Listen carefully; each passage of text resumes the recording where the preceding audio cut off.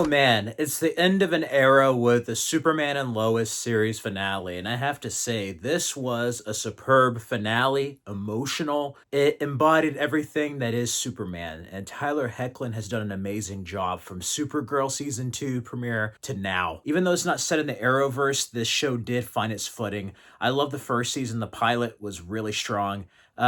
It has some hit or misses in season one, but most of all, it was pretty strong. Season two, it went through a usual sophomore slump, and then season three came back with a vengeance, all the way to that Superman Doomsday fight with Blow Up the Outside World by Soundgarden.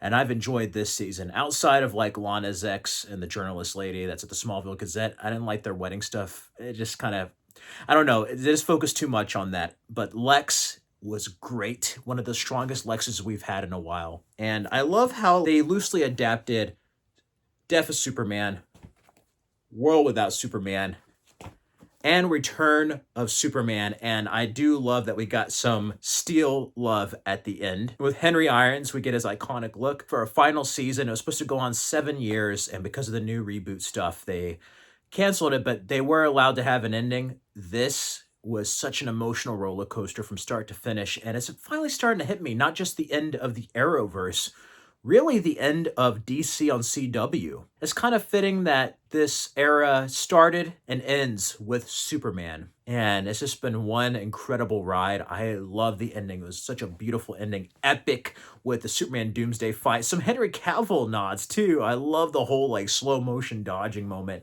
This season actually had a lot of nods to the comics and many of the films with Christopher Reeve's films and with Henry Cavill, some Brandon Routh moments as well. And those also harken back to Action Comics, you know, even in the flashback episode in the first season.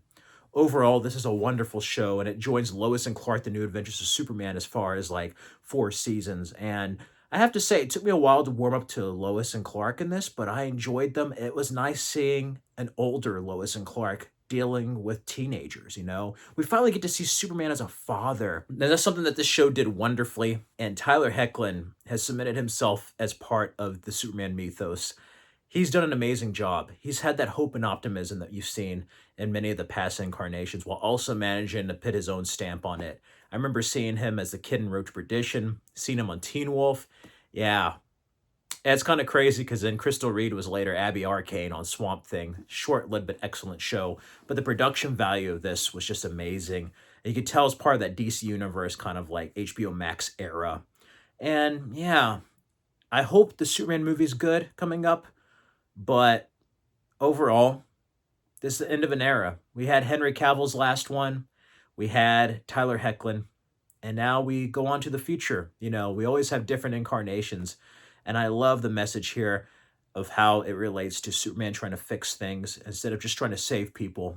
And it really went down to the core fundamentals of what makes Superman. And it was such an incredible finale. Doomsday's iconic comic book look. I wish he had the red glowing eyes, but still, I mean, I can't complain. This was such a beautiful ending for the time they were given. They could have probably had 6 episodes, but I'm glad they stretched it to 10.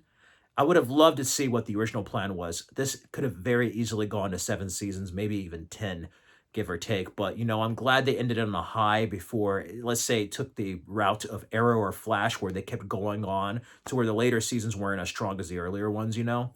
So I'm glad they ended it on a high. Always find love in life. Have the power to forgive, find joy, find family, and yeah, stand for truth, justice, and a better tomorrow. What can I say? This was just great.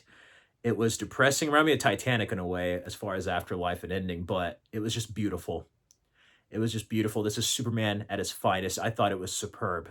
So if you haven't checked out Superman and Lois, despite some of like the low budget effects here and there, it is a superb show with great quality, almost movie-like in some episodes. But it's different. It's a different incarnation of Superman, but it not only pays homage to previous incarnations, it embodies everything that the character represents at its core. So if you haven't seen it, definitely check it out. I hope that the prices aren't too high for a complete series. I want to get this on Blu-ray, all 4 seasons in a complete series. I haven't, I could get them separately, but I haven't owned any of the seasons because I was waiting for like a final set like Smallville. So I'll have it join Smallville and Arrow, but yeah, you know, almost like what, 12 years of the Arrowverse. It comes to a close, but really 2 decades of Superman, or should I say DC on CW, WB, the WB, then it became CW. All came to an end here, and it hit me. It's the end of an era. If you've been along for the ride, whether it's been with Smallville, Arrowverse, let me know when you joined, when you started watching these shows. Let me know. And let me know what you thought of the finale, what you thought of this final season, your favorite Superman moments.